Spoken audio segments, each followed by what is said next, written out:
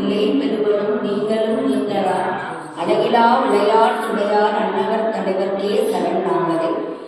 அதாவது ஒரு காப்பியங்கள் இலக்கியத்தில் எழுதப்படும் பொழுது ஒரு பல்லாண்டு ஒரு போற்றி அவர்களை புகழ்ந்து பாடப்படும். அப்படியாக கம்பராமாயணத்திலே இந்த உலகம் யாவையும் தாமிர பாடணும், உலகமெல்லாம் நல்லா இருக்கணும்னு பாடி அதற்காக பல்லாண்டு மாதிரி பாடியிருக்கிறார். அதே போன்று இந்த திருப்பாவையிலும் ஆண்டாள் இந்த பாடலை பல்லாண்டாக பாடியிருக்கிறார்.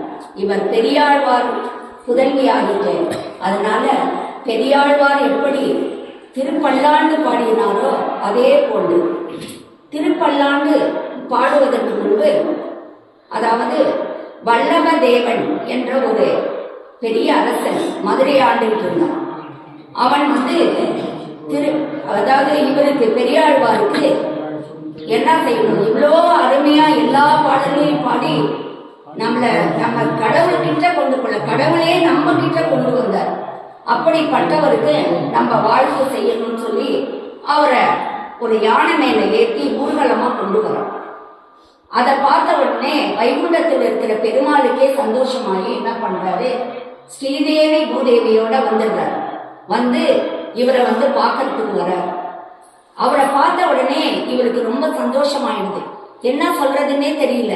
ஐயோ, நம்மளை பார்க்க பரந்தாமனே வந்துட்டாரே அப்படின்னு சொல்லிட்டு உடனே ஒரு பல்லாண்டு பாடுறாரு.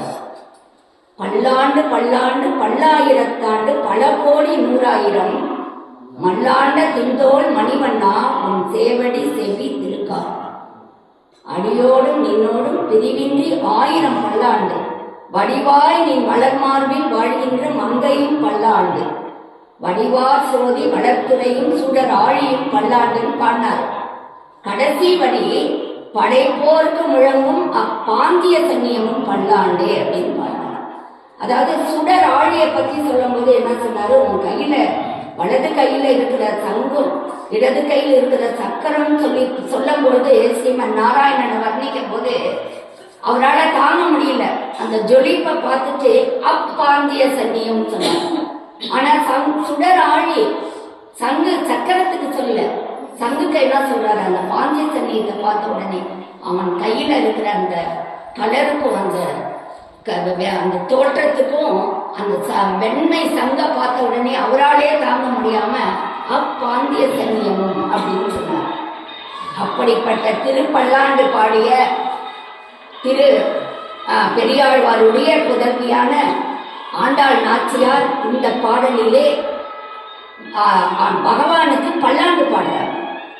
போன பாடல்ல பார்த்தோம், கீழ்பாடலிலே நம்ம பார்த்தது மாறி மலை முழந்தி எப்படி வராரு, திரிவிக்கிரமனாக, வாமனனாக, மதுசூதனாக, பாண்டவ தூதனாக, அபயஹஸ்தனாக, கிருஷ்ணனாக, ராமனாக, நரசிம்மனாக. நேற்று அந்த திருவரங்கத்திலிருந்து குகையிலிருந்து எப்படி சிங்கம் புறப்பட்டு வருமோ அத மாதிரி கர்ஜித்து கர்ஜனையோட எழுந்து அந்த ஆசனத்துல உட்காந்துட்டார். அவர் உட்கார்ந்த உடனே என்ன சொல்றாங்க, காரியம் ஆராய்ந்து அருளேலோர் எம்பாவாய், எங்களுக்கு என்னென்ன கொடுக்கணும்னு உனக்கு தெரியும், அதெல்லாம் எங்களுக்கு நீ கொடுக்க வேணும் அப்படின்னு சொல்லி போன பாடல்ல பாடினாங்க. இந்த பாடலில் அன்று இவ்வுலகம் அளந்தாய் அடி போற்றி, அதாவது ஒரு எஜமானனை கீழே வேலை செய்யறவன் என்ன சொல்லுவான், பார்த்த உடனே வணக்கம் பண்ணி ஐயா நீங்க 100 நாள் நல்லா 100 கோடி வரணும்னு வாழ்த்துவான். அப்படி வாழ்த்துற மாதிரி இந்த பாடலிலே அன்று அன்னைக்கு நீ என்ன பண்ண, இவ்வுலகம் அளந்தாய் அடி போற்றி, வாமனனாக மகாபலி சக்கரவர்த்தியை கர்வத்தை அடக்கி அவருடைய தலையிலே பாதத்தை வைத்து இந்த 3 உலகத்தையும் அளந்த உன்னை பொன்னான அடிகளை போட்டுகின்றேன். அடுத்து சென்று அங்கு தென்னிலங்கை செற்றாய் திரள் போட்டு, அதாவது சென்று அங்கு நீ அங்க போன ராமனான அவதாரம் எடுத்தப்ப நீ என்ன பண்ண, தென் இலங்கைனா தெற்கு பக்கம் இருக்கிற இலங்கை. ஆனா தமிழ்ல சொல்லும் போது அழகான இலங்கை. தென் அப்படின்னா அழகு. இலங்கை மாநகர் அவ்வளவு அழகா இருந்தான். அனுமன் போன உடனே அந்த இலங்கையை பார்த்து இவ்வளவு அழகான ஊர்ல இப்படிப்பட்ட அரக்கர்களை படைச்சுட்டியப்பா அப்படின்னு சொல்லி தான் அந்த இலங்கைக்குள்ள அவர் போறப்ப சொல்றாரு. அந்த அழகான அந்த தென் இலங்கைக்கு செற்றாய் திரை போற்றி, அங்கு போய் உன் பாதத்தை பதிச்சியப்பா, அந்த பொன்னான அடிகளை நாங்கள் போற்றுகின்றோம். போன்ற சகடம் உதைத்தாய் புகழ் போற்று. இந்த இடத்துல என்ன அப்படின்னு கேட்டா, அந்த இதுல ஆயர்பாடியில் என்ன பண்ணுவாங்களா, குழந்தைகளுக்கு 7 மாசம் 8 மாதம் ஆன உடனே தொட்டில போடுவாங்க.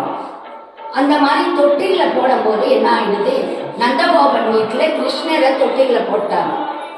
யசோதை நாச்சியார் உள்ளார, யசோத அம்மா என்ன பண்றாங்க, உள்ளார அக்கார விடிசல் பண்ணிட்டு இருக்கிறாங்க. அந்த நேரத்துல வெளியில போற நந்தகோபன் என்ன பண்றாரு, அத குழந்தைக்கு பாதுகாவலா எப்பொழுதும் வீட்டுல பாத்தீங்கன்னா தூளிக்கு கீழே அந்த குழந்தை தூங்குற இடத்துல ஒரு சின்ன இரும்பு துண்டோ வேற ஏதாவது போட்டு வைப்பாங்க. அந்த மாதிரி இவர் ஒரு வண்டி சக்கரத்தை கொண்டாந்து வச்சிருந்தார். வச்சுட்டு அதை காவலா போறார். அந்த வண்டி சக்கரத்துக்குள்ள ஒரு அரக்கன், அதாவது கம்சனால் அனுப்பப்பட்டவன் இருக்கு. அப்படி இருக்கும் போது அவன் என்ன பண்றாரு, சடாசுரனை ஓங்கி காலால உதைக்கிறாரு. அப்படிப்பட்ட அந்த பாதங்களுக்கு போற்றி, கன்று குன்றி குனிலா எடுத்தாய் கடல் போற்றி. கன்று குனிலா இங்க வச்சாசுரன்ற ஒரு ஒருத்தன், அவனும் கம்சனால் ஏவப்பட்டவன். அவன் கிருஷ்ணரை அழிக்கிறதுக்காக அந்த இடத்துக்கு வரான். அப்ப அவர் என்ன பண்றாரு, தன் கையில இருக்கிற அதே அவனையே எடுத்து தூக்கி எறிகிறார். ஒரு விழா மரத்துல போய் எரிஞ்ச உடனே அவனுடைய கழல், அப்ப என்ன பண்றாரு, கழல் போற்றி காலை தூக்குறார். முதல்ல காலை நம்ம வணங்கணும். இப்ப காலை என்ன பண்றாரு, அவர் தூக்கி இருக்கிறாரு. கழல் போற்றி வென்று பகை கெடுக்கும் நின் கையின் வேல் போற்றி. உன் கையில இருக்கிற வேல், நீ பகைவர்களே அழிப்பதற்காக கையில வச்சிருக்கிற வேல். இந்த இடத்துல வேல் அப்படின்னா சக்கரத்தாழ்வார். அந்த சக்கரத்தாழ்வாருக்கு போற்று, அவரையும் போற்றி பாடுறார். அதாவது நரசிம்மரை பார்த்தீங்கன்னா கையில ஆயுதங்கள் இருக்கும், அதுல ஒரு ஆயுதம் வேல். அந்த சக்கரத்தாழ்வாருக்கு போற்றி, என்றென்றும் உன் சேவகை நீ ஏற்றி பறை கொள்வான், இன்றியாம் வந்தோம் இறங்கேடோர் என்பாவார். என்றென்றும் உன் சேவகை, நாங்க எப்பொழுது என்ன பண்ணணும், உனக்கு சேவகம் செய்யணும், உன் கூட இருக்கணும், உன்னோடே இருக்கணும் அப்படின்னு சொல்லி இந்த பாடல்ல பாடுறாரு. அதாவது 3வது பாடல்ல ஓங்கி உலகளந்த உத்தமன்.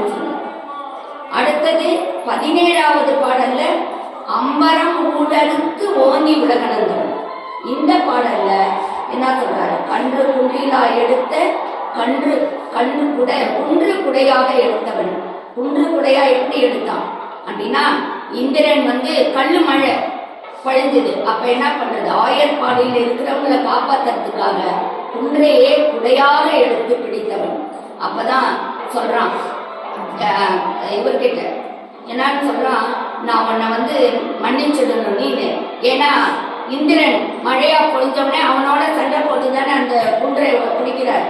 அதனால என்ன சொல்றான், அடுத்தது மகாபாரத யுத்தம் வரும்போது உன்னுடைய மகனான அர்ஜுனனுக்கு நான் தேர்ப்பாக நான் சேவை செய்கிறேன் அப்படின்னு சொல்லி சொல்றான். அதனால வென்று பகை கெடுக்கும் நின் கையில் வேல் போற்றி, என்றென்றும் உன் சேவகை நீ. இப்படிப்பட்ட உன்னை எங்களுக்கு நீ சேவகனா எல்லாம் செஞ்சு எல்லாம் பண்ண. இன்றியாம் வந்தோம் இறங்கேலோர் என்பாவாய். 2-3 பாட்டா நான் உங்களை கூப்பிட்டுட்டே இருக்கிறோம். நீ தூங்கிட்டு இருக்கிற, எழுப்பணும், எல்லாம் செஞ்சோம், கர்ஜிச்சேன், வந்துட்ட. இப்ப என்ன செய்யணும், இன்றியாம் வந்தோம் இறங்கேலோர். ரொம்ப மன இதுவா கூப்பிடுறாங்க, இறங்கி கூப்பிட்டு எங்களோட இந்த நோம்புல கலந்துக்கணும் அப்படின்னு சொல்றாங்க. இந்த பாடல் கோவர்த்தனகிரி, ஏன்னா கோவர்த்தனகிரியை குடையாக பிடித்தவனாயிற்று. அதனால இந்த பாடல் 108 திவ்ய தேசத்துல கோவர்த்தனம் மதுரா. இந்த மதுரால கோவர்த்தன நேச பெருமாள் அப்படின்னு காட்சி கொடுக்குறாரு. ரொம்ப அருமையான ஸ்தலம் அந்த கோவர்த்தனம். அந்த மதுராங்கிற இடம் இன்னமும் அந்த பழைய மதுரா அப்படிங்கிற இடத்துல பாலும் தேனும் இன்னமும் இருக்கு. இன்னும் அந்த ஆய்ச்சியர்கள்லாம் அந்த மூக்கில் அந்த இதெல்லாம் போட்டு பிளாக்கதெல்லாம் போட்டு தலையில அந்த பானையில தான் தயிரும் பாலும் எடுத்துட்டு போறாங்க. இன்னும் அப்படிப்பட்ட தேசம் அது. மதுராங்கிறது இவரால் படைக்கப்பட்ட இடம் போல இவர் காட்சி அளிக்கக்கூடிய இடம். அப்படிப்பட்ட இந்த அரிய பாடல்களை நமக்கு நாச்சியார் அவர்கள் கொடுத்திருக்கிறாங்க. இந்த பாடல் மூலியமா நம்ம தெரிஞ்சுக்கிறது எல்லாம் அப்படின்னு கேட்டால், ஒருத்தர்களுக்கு நம்ம தலை வணங்குறது இல்லை, அவங்கள சந்தோஷப்படுத்தினா நமக்கு என்னென்ன இது அப்படிங்கிறதுக்காக இந்த பாடலை ஆண்டாள் நாச்சியார் நமக்கு அளிக்கிறாங்க. அப்படிப்பட்ட இந்த பாடலை நாம் எல்லோரும் தினமும் படித்து இந்த நம்பெருமாளுடைய அருளும் அன்பும் ஆசையும் எல்லாருக்கும் கிடைக்கணும் வேண்டி வணங்குகிறேன். ஆண்டாள்